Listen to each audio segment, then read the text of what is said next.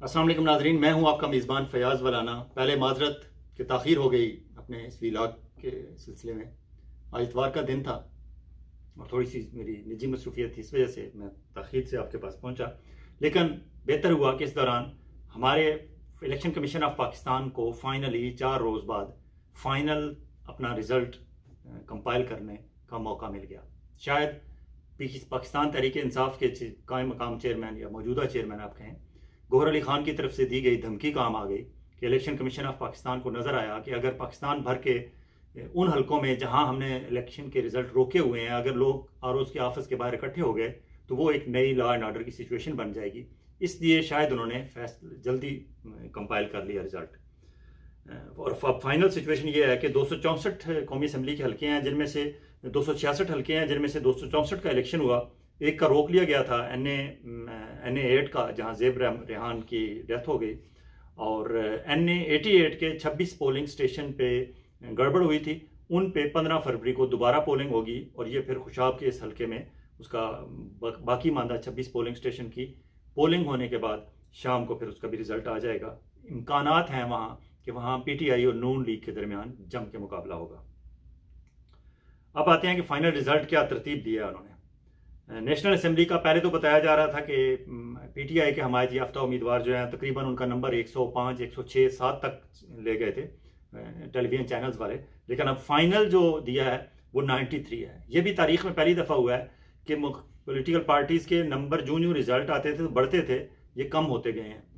शायद वो जो इलेक्शन मैनेजमेंट सिस्टम नया इंट्रोड्यूस कराया इस दफ़ा chairman election commission Sikandar Sultan Raja साहब ने, ये इलेक्शन मैनेजमेंट सिस्टम कम और ये शायद मैनेजमेंट किसी और के लिए कर रहा था, इसलिए इसे मिस मैनेजमेंट सिस्टम कहा जाए तो ज़्यादा बेहतर है कि 4 दिन तक ये इलेक्शन के रिजल्ट्स जो हैं वो तरतीब पाते रहे। शायद किसी की मंशा, किसी की रज़ा, किसी की खुशी मकसूद थी और वो नंबर्स हो नहीं रहे थे पैरेलल। आगे चल के आपको बताएंगे कि इन नंबर्स का चक्कर क्या हुआ। और आज के व्लॉग में हम सदर पाकिस्तान की थोड़ी बहुत जो जुम्बश हमें ईवान सदर में नज़र आ रही है उस पर भी बात करेंगे और ये भी बताएंगे कि वो कौन से 24 हल्के हैं जहां मार्जिन ऑफ विक्ट्री मुस्तरद करदा वोटों से कम है। 24 हल्के ऐसे हैं।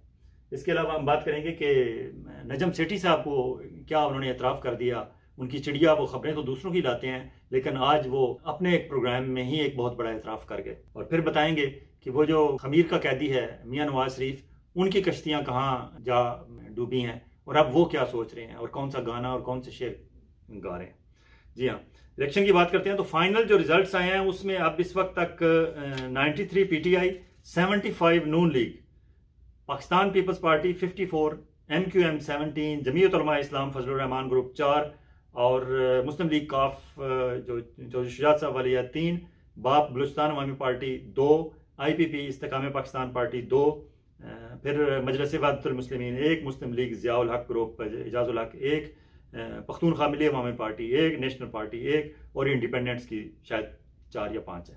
और वो उनमें से 3 शायद इस वक्त तक लाहौर जाती उमरा मियाँ नवाज शरीफ साहब के दरबार में हाजिर हो चुके हैं और वो पाकिस्तान मुस्लिम लीग नून उन्होंने ज्वाइन कर ली है, जिनमें एक मुनहरिफ पाकिस्तान तहरीक इंसाफ के हमायत याफ्ता भी हैं और उनके साथ क्या हो रही है उस पर भी आगे चल के बात करेंगे। हाँ, बात हम बता रहे थे कि ये जो इलेक्शन का रिजल्ट आया है उसमें से 24 ऐसे हल्के हैं जिसमें मार्जिन ऑफ विक्ट्री जो है वो उसी हल्के में जो रिजेक्टेड वोट हैं उससे कम है। मार्जिन ऑफ विक्ट्री कम है, रिजेक्ट ज़्यादा किए गए हैं, इसलिए वहाँ लाजमन वो कैंडिडेट चाहे किसी भी पॉलिटिकल पार्टी के हों वो लाजमन रिकाउंटिंग पे जाएंगे कि शायद हमारा मार्जिन इतना कम है, मुस्तरद ज़्यादा हुए हैं तो शायद हमारे वोट पूरे हो जाएं। 24 में से 4 जो हैं वो PTI के हैं, 13 PMLN के हैं। इसका मतलब है PLN के कम मार्जिन से जीतने वाले जिनके हलकों में मुस्तरद ज़्यादा हूँ वो 13 ऐसे हैं, वो रिस्क पे हैं 13। PTI के 4 रिस्क पे हैं, पाकिस्तान पीपल्स पार्टी के 5 ऐसे हैं 24 में से और आज़ाद 2 ऐसे हैं उन 24 में से जिनका मार्जिन ऑफ विक्ट्री कम है और उनके हलके में रिजेक्ट शुदा वोट ज़्यादा हैं। सबसे ज़्यादा रिजेक्ट जो हुए हैं वो तलागंग चकवाल का एरिया है जहाँ से सरदार गुलाम अब्बास मुस्लिम लीग नून के जीते हैं। उनके वोट टोटल वहाँ 1,41,680 निकले हैं सरदार अब्बास साहब के। उनके मुकाबले में थे रुमान अहमद, उनके 1,29,716 और इनकी जीत का मार्जिन बना 11,964, जबकि इस हल्के में मुस्तरद जो हुए हैं वो 24,547। अब लिटरेसी रेट के हिसाब से देखा जाए तो चकवाल वो डिस्ट्रिक्ट है जो गुज़श्ता कुछ सालों से नंबर 1 नंबर 2 आ रहा है पंजाब भर में कि वहाँ लिटरेसी रेट इतना अच्छा है। और ये हो ही नहीं सकता कि तलागंग चकवाल के लोगों को ये कन्फ्यूजन हो कि किसका इंतखाबी निशान कौन सा है। लोगों को एक एक इंतखाबी निशान याद था, फिर 24,547 कैसे रिजेक्ट हो गए, ये एक बहुत बड़ा सवालिया निशान है और इस पे आगे चल के बात होगी। और वहाँ सरदार गुलाम अब्बास साहब कैसे जीत गए, ये भी अभी तक तलागंग चकवाल के लोगों के लिए एक अचंभा है। और फिर वहाँ सरदार गुलाम अब्बास साहब का खुद तो वो चकवाल में रहते हैं और उनकी सियासत भी चकवाल में थी, लेकिन चकवाल से उन्हें टिकट नहीं मिला तो इसलिए वो तलागंग चले गए। और तलागंग वाले लोग उन्हें पसंद भी नहीं करते थे, क्योंकि उन्होंने जब तलागंग को ज़िला बनाने की बात थी तो सरदार अब्बास साहब ने स्टेटमेंट दी थी कि तलागंग को ज़िला ना बनाया जाए, इसलिए तलागंग के लोग सरदार अब्बास साहब को पसंद नहीं करते थे। हत्ता कि सिर्फ उनकी नामकबूलियत की हालत ये भी है कि उनके अपना ननिहाली गाँव मैरा थरचक, वहाँ से भी वो इलेक्शन हार गए थे। अब आते हैं जी आगे, वो लो मार्जिन वाली जहाँ तक बात है, यूसुफ रजा गिलानी साहब पाकिस्तान भर में सबसे कम वोटों से शायद जीते हैं, 293 वोटों से जीते हैं। उनके वोट थे 67,326 और उनके मुकाबले में पीटीआई के हमायत याफ्ता थे तैमूर मलिक जिनके 67,033 हैं। और उस हल्के में वोट जो मुस्तरद हुए हैं वो है 12,665। तो ये जो नवाजे जाने वाली बात है कि पाकिस्तान को नवाज दो, इल्ज़ाम तो MQM और मुस्लिम लीग नून पे आता है कि शायद सबसे ज़्यादा उन्हें नवाजा गया है। ये जो इलेक्शन मिसमैनेजमेंट या इलेक्शन मैनेजमेंट सिस्टम में जिन जो इस्तिफादा हासिल करने वाले हैं, इल्ज़ाम मुस्लिम लीग नून और MQM पे है, लेकिन पीपल्स पार्टी भी कुछ कम नहीं, उन्होंने भी अपनी मर्जी के 4-6 हल्कों में अपनी मर्जी करा ली है। इसके अलावा NA 151 अली मूसा गिलानी यूसुफ रज़ा गिलानी साहब के साहबजादे हैं, उनके 79,080 वोट थे और उनके मुकाबले में महर बानो कुरैशी जो शाह महमूद कुरैशी की साहबजादी हैं 71,649 और उस हल्के में वो 7,431 वोटों की अक्सरियत से जीते हैं अली मूसा गिलानी, लेकिन उस हल्के में मुस्तरद शुदा 16,555 है। फिर मियाँ नवाज शरीफ साहब का हल्का है जहाँ मियाँ साहब ने बाकायदा अब एतराज़ दाखिल कर दिया है। वहाँ मियाँ साहब के लिए आसान नहीं होगा, लेकिन चूंकि इलेक्शन कमीशन ऑफ पाकिस्तान और हमारे चीफ इलेक्शन कमिश्नर और चीफ सिलेक्शन कमिश्नर दोनों मियाँ साहब के साथ हैं, इसलिए चांसेस हैं कि ये जो शहजादा गुश्तासब साहब हैं उनके लिए शायद मियाँ साहब मुश्किलात खड़ी करने में कामयाब हो जाएंगे। हालांकि मियाँ नवाज शरीफ साहब इस शिकस्त को 3 दिन तक सीने से लगा के बैठे रहे।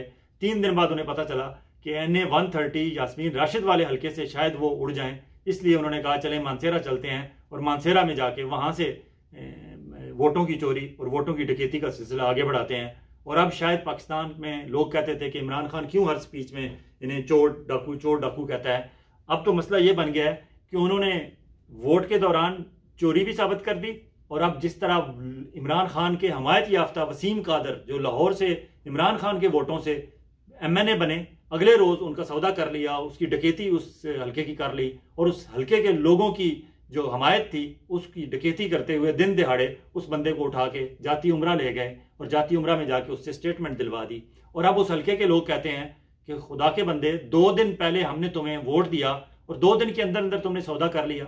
और जो सोशल मीडिया पे सौदा करने और सौदा कराने वालों, बिकने वाले और खरीदने वाले दोनों के साथ जो हो रही है पिछले 24 घंटे से, यकीनन अब कोई और इस तरह PTI का इमरान खान का हमायत याफ्ता इलेक्टेड मेंबर उधर मुस्लिम लीग नून या पीपल्स पार्टी को ज्वाइन करेगा तो ज्वाइन करने से पहले 1000 बार सोचेगा कि मेरे साथ ये होगी।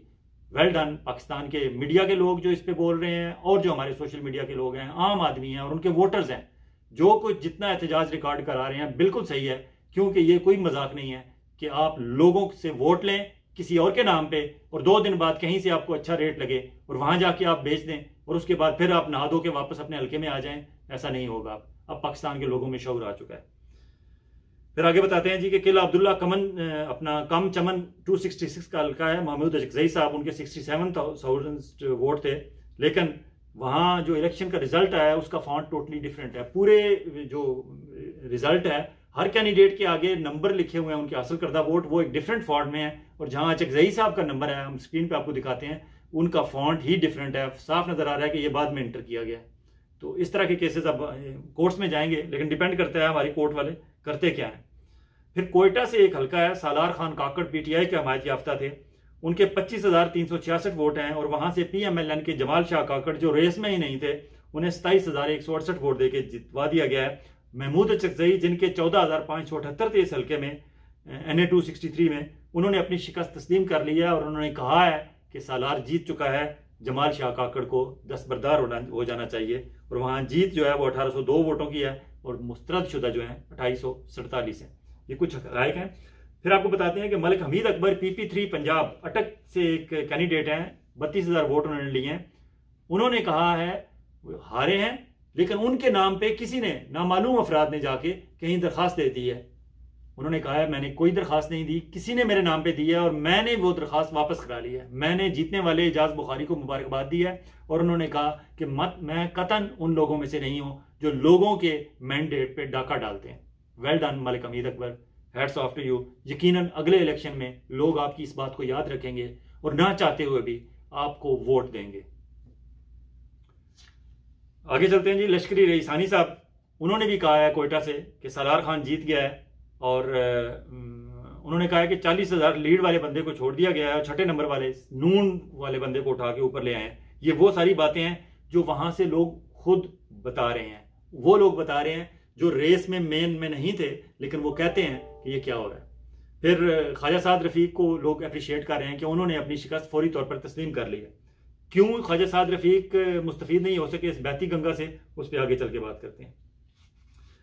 धांधले की इस कालक अपने मुंह पे बनने से इनकार करने वालों में जुल्फकार चीमा भी हैं, जो हमद हसन चट्टा के साहबजादे अहमद चट्टा से जीते हैं। उन्होंने भी कहा है कि मैं अपनी शिकस्त तस्लीम करता हूं और मैं कहीं हाथ पांव नहीं मारूंगा।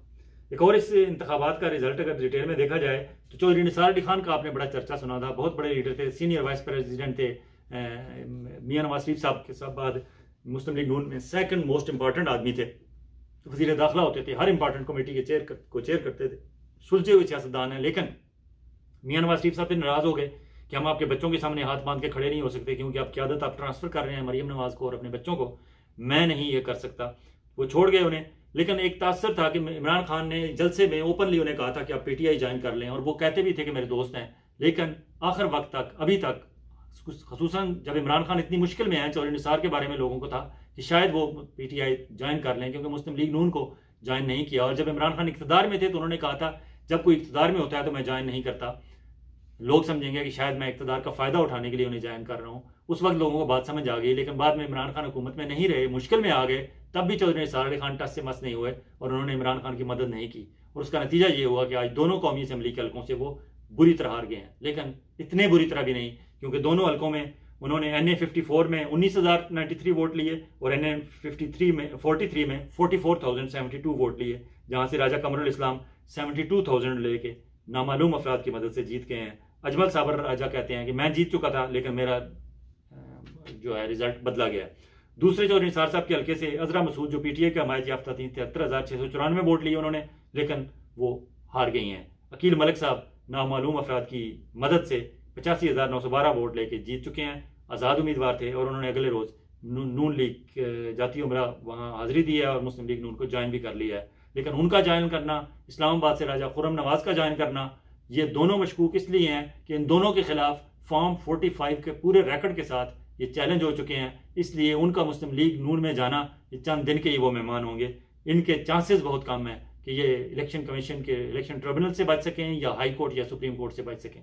ये इन्होंने D सीट होना ही होना है। अलबत्ता मियाँ खान बुगटी जो बलूचिस्तान से जिन्होंने मुस्लिम लीग नून ज्वाइन किया है, उनके बारे में मुझे नहीं पता कि उनका क्या बैकग्राउंड है और वो कितने स्ट्रांग हैं, लेकिन उनका विक्ट्री ऑफ मार्जिन उनका जो है वो काफ़ी बेहतर था।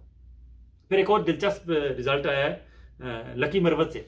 शेर अफजल मरवत 1,17,988 वोट लेकर जीते हैं और उनके मुकाबले में मौलाना असद महमूद, मौलाना फजल रहमान साहब के साहबजादे हैं 68,303, सलीम सैफुल्लाह 46,070।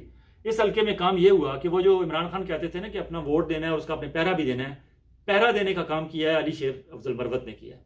अगर वो लकी मरवत के इस हल्के में NA 41 में पैरा ना देते तो उनके साथ भी वही होना था जो बाकी हल्कों में हुआ। जो इस्लामाबाद जैसे एक ऐसा शहर जहां लोग समझते हैं कि शायद कोई 2 नंबर काम नहीं हो सकता, लेकिन इस्लामाबाद के तीनों हल्कों में वो हुआ है कि अब फॉर्म 45 पूरे आपने हाथ में उठाए हुए हैं, लेकिन आपकी कोई सुनवाई नहीं है।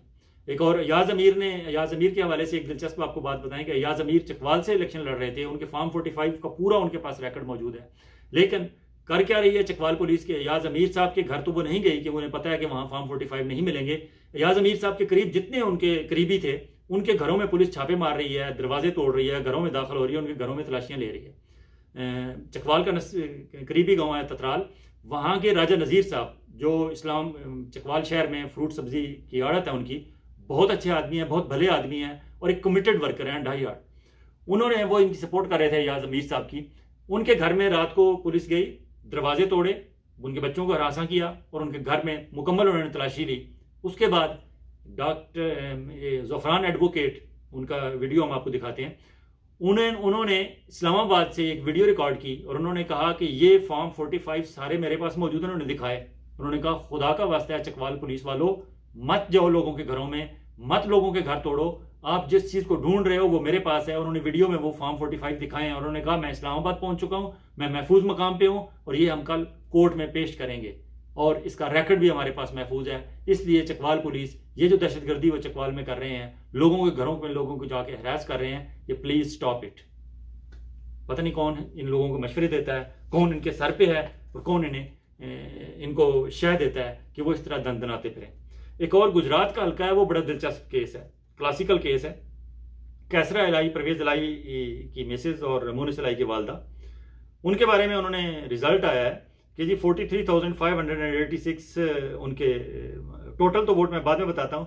हुआ ये कि जब 25% तक, ये स्लाइड हम आपको दिखाएंगे, 25% तक जब रिजल्ट आ चुके थे तो उस हल्के के टोटल वोट अगर काउंट किए जाएं तो 25% वोट बनते हैं 55,000।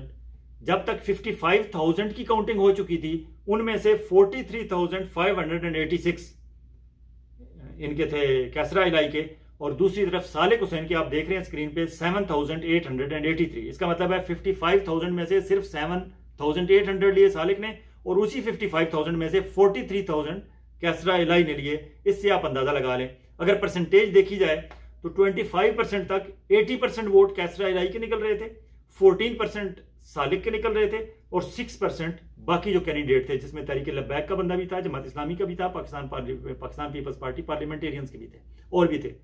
बाकी सबके 6% वोट निकल रहे थे, 14% सालिक के थे और 80% कैसरा इलाई के थे। 25% तक के रिजल्ट जो आप स्क्रीन पे देख रहे हैं। उसके बाद फिर वो ऑपरेशन रद्दोबदल शुरू हुआ।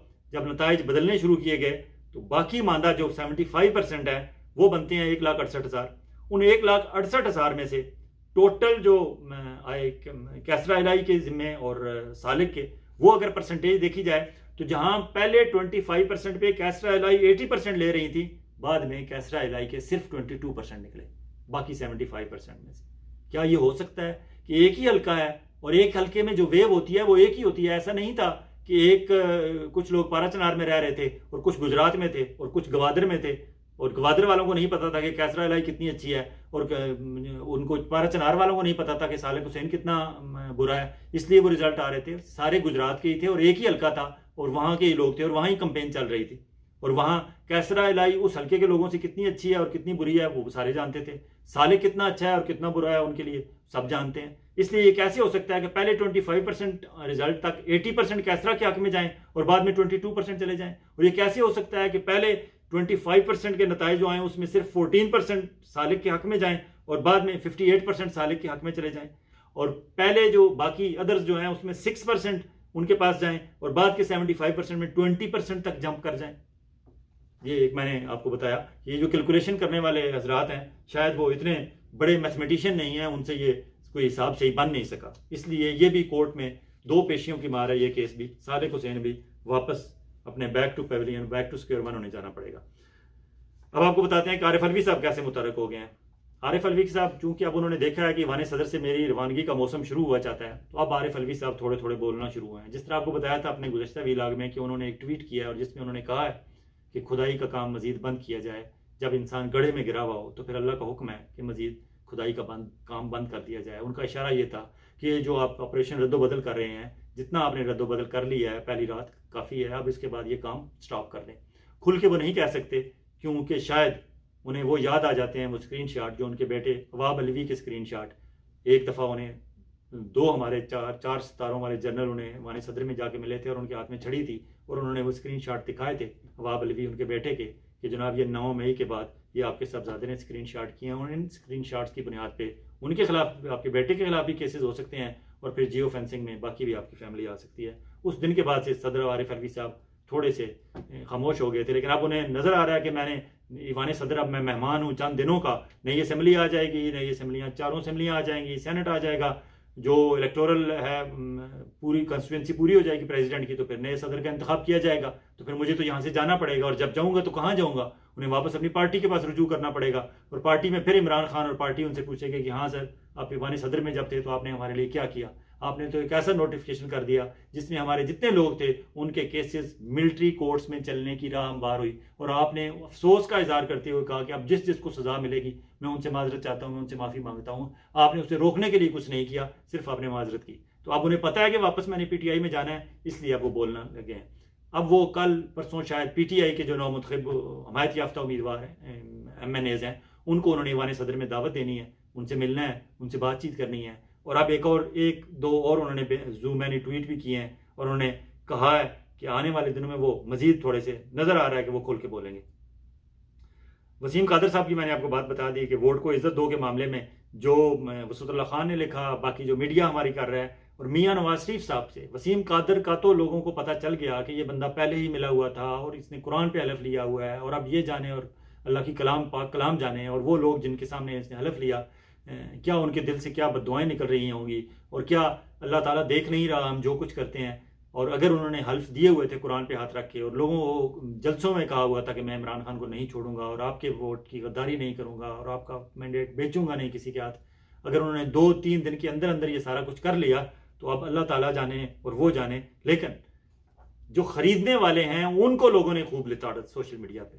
उन्होंने कहा मियाँ साहब आप तो कहते थे वोट को इज्जत दो, ये वोट को इज्जत आप देना चाहते थे।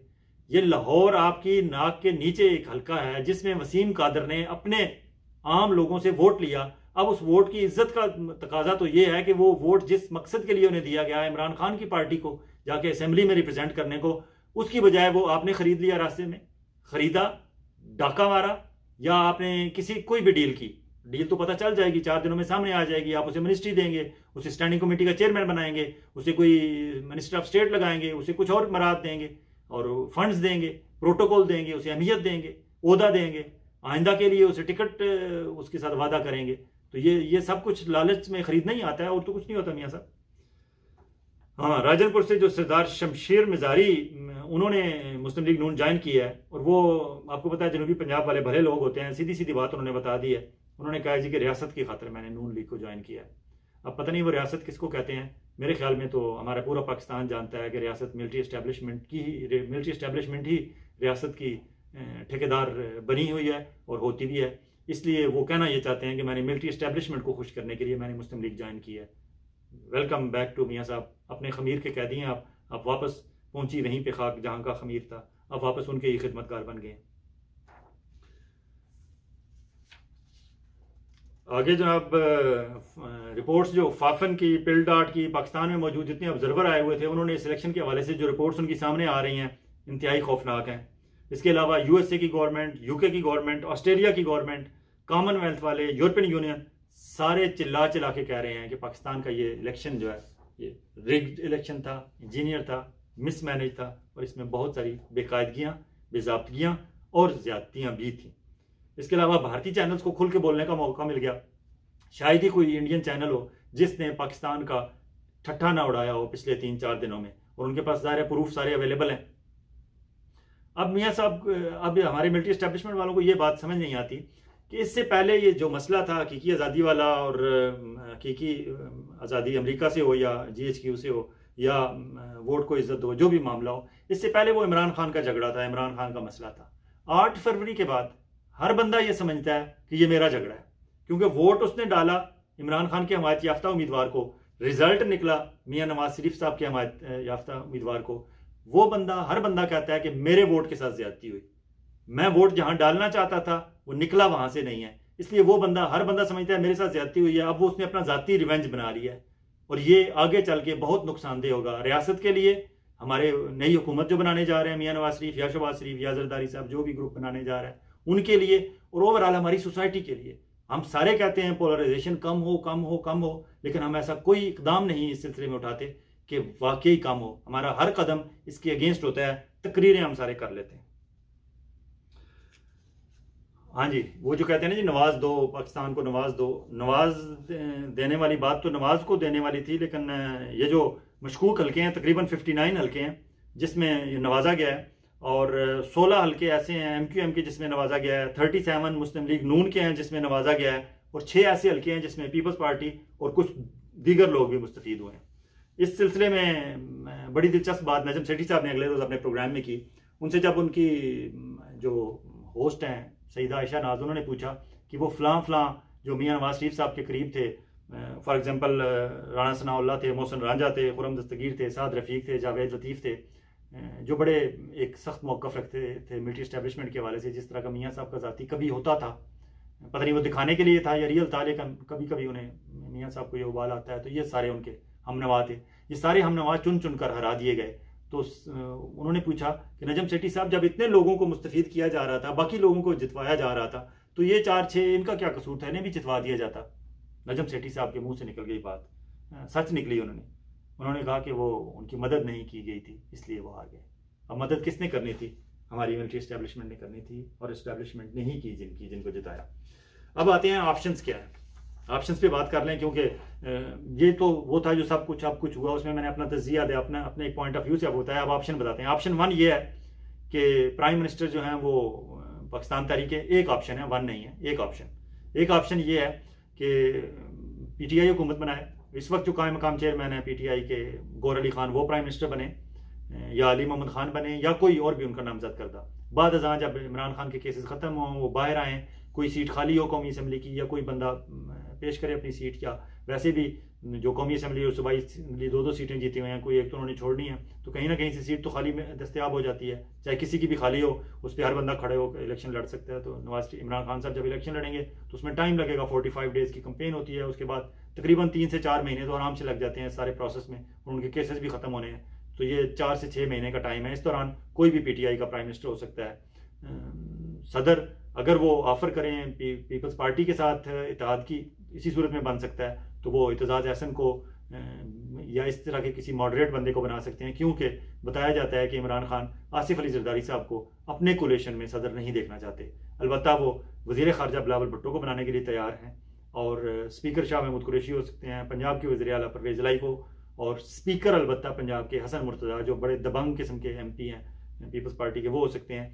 KPK में अमीन गंडापुर जो है इस वक्त टॉप पे जा रहे हैं, आतिफ खान और आकिबुल्ला और कुछ और नाम है, शकील एक नाम है, एक और मुझे नाम याद नहीं आ रहा, बहुत अच्छे ब्यूरोक्रेट रिटायर्ड हैं, उनका नाम आ रहा है। तो उनमें से कोई भी हो सकता है। आतिफ खान का था, लेकिन आतिफ खान सूबाई असम्बली से जीते नहीं और कौमी असम्बली में आ गए हैं, इसलिए अब आतिफ खान वहाँ कोशिश कर रहे हैं कि उनकी मर्जी का कोई बंदा बने। सिंध में बिलावल हो सकते हैं, मुराद अली शाह हो सकते हैं। बलूचिस्तान में पीपल्स पार्टी गवर्नमेंट बनाना चाहती है, वो हर सूरत बनाएगी, चाहे उनका इत्तेहाद PTI के साथ हो या मुस्लिम लीग नून के साथ हो, दोनों तरफ उनकी ये शर्त होगी कि बलूचिस्तान में हुकूमत हमने बनानी है। जरदारी साहब सिंध से निकल के अब दूसरे सूबे में एंटर होना चाहते हैं, और उनका हक भी बनता है कि वहाँ उनकी सीटें सबसे ज़्यादा हैं। इसके अलावा पीपल्स पार्टी वालों की ख्वाहिश होगी कि वो मुस्लिम लीग नून के साथ जाएँ या PTI के साथ जाएँ। वो चेयरमैन सेनेट का भी तकाजा करेंगे, क्योंकि वो अच्छे बारगेनर हैं जरदारी साहब। वो स्पीकर कौमी असम्बली भी ले लेंगे, सदर भी ले लेंगे, चेयरमैन सेनेट भी ले लेंगे। तमाम आइनी ओहदे जो हैं उन पे नज़र रखेंगे, क्योंकि आपको पता है आइनी ओहदे जो हैं वो लॉन्ग लास्टिंग होते हैं। अभी स्पीकर परवेज़ अशरफ साहब थे, तो वो अभी तक स्पीकर हैं। जब तक नई असम्बली मुंतखब होकर नया स्पीकर मुंतखब नहीं हो जाता, उस वक्त तक स्पीकर हाउस उनकी रेजिडेंस, स्पीकर ऑफिस, पार्लियामेंट का पूरा पार्लियामेंट हाउस, पूरा पार्लियामेंट सेक्रेटेरिएट राजा परवेज़ अशरफ साहब के अंडर है। तमाम मराहत हैं, तनख्वाहें हैं, सारी सहूलतें हैं, और अभी असम्बली का इजलास भी वही बुलाएंगे, असम्बली का इजलास चलाएंगे भी वही, उस वक्त तक जब तक नया स्पीकर नहीं आ जाता। तो इस तरह के आइनी ओहदे जो हैं उन पे जरदारी साहब की नज़र होती है। वो चेयरमैन सेनेट, स्पीकर कौमी असम्बली और सदर पाकिस्तान तीनों ओहदे मांगेंगे। दूसरा ऑप्शन ये है कि पीपल्स पार्टी वाले मुस्लिम लीग नून के साथ चले जाएँ। नवाज शरीफ साहब का तो पत्ता तकरीबन काट दिया गया है, क्योंकि उन्हें मशकूक कर दिया गया है कि आप लाहौर से भी यास्मीन राशिद से नहीं जीत सकते कोर्ट में जाके, और मानसेरा में आपने कंप्लेंट किया, लेकिन वहाँ 25,000 का फ़र्क है। वो 25,000 का फ़र्क कैसे निकलेगा? अब वो काला ढाका वाली कहानी जो सुनाई है इलेक्शन कमीशन ने, वो सारी फेक है, क्योंकि इलेक्शन कमीशन ऑफ पाकिस्तान ने फॉर्म 47 अपनी वेबसाइट पे लगा दिया था इस हल्के का, क्योंकि उनके ख्वाब वहमो गुमान में भी नहीं था कि मियाँ साहब इस पर एतराज़ कर सकते हैं। तीन दिन तक तो मियाँ साहब ने ये शिकस्त तस्लीम की रखी। तीसरे चौथे दिन जाके उन्हें ख्याल आया कि नहीं, मैं शायद यास्मीन राशिद से कोर्ट में ना जीत सकूं तो फिर तो मैं सीट लेस हो जाऊंगा, मैं MNA भी नहीं रहूंगा तो फिर प्राइम मिनिस्टर कैसे रहूंगा। तो मियाँ साहब फ़ौरन भागे और मानसेरा के बारे में उन्होंने कंप्लेंट कर दी। अब वहाँ वो शहजादा गुस्तासब या KPK वालों की हिम्मत है कि अगर वो मियाँ नवाज शरीफ साहब को बचा लें वहाँ से, क्यों कि कैप्टन सफदर उनके जो दामाद हैं वो मानसेरा से तल्लुक़ है उनका, वो चीफ इलेक्शन कमिश्नर राजा सिकंदर सुल्तान और हमारे काजी फाइज ईसा साहब, ये सारे मिल मिला के अब इस कोशिश में है कि मियाँ साहब को मानसेरा से कामयाब करार दिया जाए। हालांकि वहाँ उनकी डिफरेंस जो है वो 25,000 का है, पता नहीं वो 25,000 कैसे निकालेंगे। अलबत्ता शहबाज शरीफ साहब के चांसेस हैं कि अगर नून लीग की गवर्नमेंट आ गई, शहबाज शरीफ साहब वज़ीर आज़म बनेंगे, सदर आसिफ अली जरदारी साहब, क्योंकि उन्हें कोई मसला नहीं है जरदारी साहब के साथ, वज़ीर ख़ारजा फिर बिलावल भुट्टो और अपोजिशन लीडर वहाँ अपना ये हो सकते हैं, सॉरी शाह महमूद कुरैशी, मैंने कहा शाह महमूद कुरैशी तो MNA भी नहीं बने, इसलिए वो ना उनको कोई अहदा नहीं मिल सकता। अलबत्ता अपोजिशन लीडर जो हैं अली मोहम्मद खान हो सकते हैं, गौहर अली खान हो सकते हैं, बहुत अच्छे वोटों से जीते हैं, अली शेर अफजल मरवत हो सकते हैं। डिपेंड करता है कि इमरान खान किस तरह असेंबली में अपने आप को, अपनी पार्टी को लॉन्च करना चाहते हैं। अगर बहुत हाकिश रवैया अपनाना होगा तो उन्हें अली शेर अफजल मरवत को लेके जाएंगे, मॉडरेट होगा तो अली मोहम्मद खान को होगा, और बहुत होम्योपैथिक किस्म की अपोजिशन करनी होगी उन्होंने तो गौहर अली खान बेहतरीन है उस काम के लिए। पंजाब में अगर मरकज़ में मुस्लिम लीग नून हुई तो पंजाब में मरियम नवाज 100% चीफ मिनिस्टर होंगी, स्पीकर वहाँ फिर हसन मुर्तज़ा और पीपल्स पार्टी का कोई नामज़द होगा। KPK में उसी सेटअप में फिर PTI है, सिंध में वही मुराद अली शाह या अपना आसफा वगैरह, बलूचिस्तान में फिर पीपल्स पार्टी। ये ऑप्शन 1 एंड ऑप्शन 2 ये 2 सिनेरियो बन रहे हैं। एक और इस इलेक्शन में हमें पता चला कि जो केयर टेकर प्राइम मिनिस्टर या केयर टेकर चीफ मिनिस्टर होते हैं उनका काम सिर्फ इंतखाबात कराना नहीं होता बल्कि बाकायदा हुकूमतें बनवा के देना होती हैं। जिस तरह मोहसिन नकवी साहब ने किया कि अगले रोज़ लाहौर में उन्होंने बाकायदा अपने घर पे मुस्लिम लीग और पीपल्स पार्टी की मीटिंग कराई।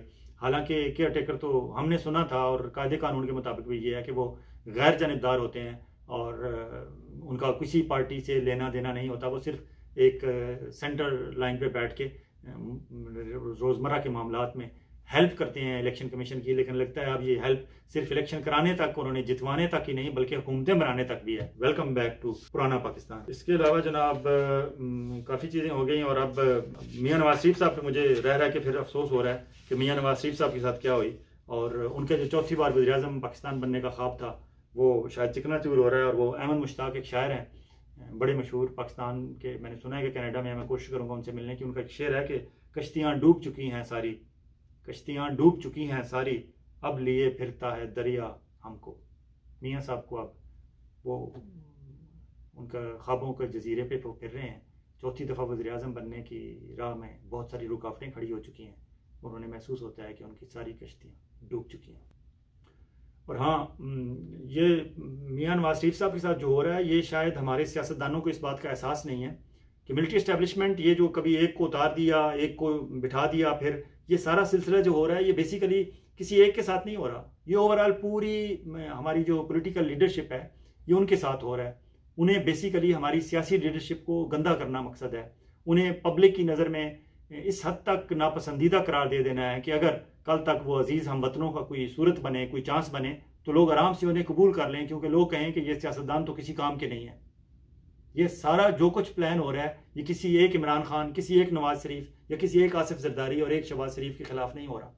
ये हमारे जो मुक्तदर हल्के हैं या जो नामालूम अफराद हैं या मिलिट्री इस्टेब्लिशमेंट है या खलाई मखलूक है, वो बड़ी प्लानिंग से, बड़ी सोची समझी स्कीम के तहत इन सब को ख़राब कर रहे हैं। अल्टीमेटली इनको एहसास नहीं है कि आप एक कम्युनिटी हैं, आप सियासतदान, आपको अपना ओवरऑल ख्याल रखना चाहिए। एक दूसरे के साथ सियासी मुखालफत ज़रूर करें, लेकिन ये देखें कि as a community, as a political fraternity आपके साथ क्या फ़ायदा और क्या नुकसान हो रहा है। अफसोस से कहना पड़ता है कि हमारी इस सियासी क़यादत को इसका बिल्कुल एहसास नहीं है, और जब इन्हें एहसास होगा उस वक्त तक शायद बहुत देर हो चुकी होगी। इसके साथ ही आपसे इजाज़त चाहेंगे। अपना और अपने गिरदोनवा के लोगों का इसी तरह ख्याल रखिएगा जिस तरह आप चाहते हैं कि आपका ख्याल रखा जाए। अल्लाह हाफिज़।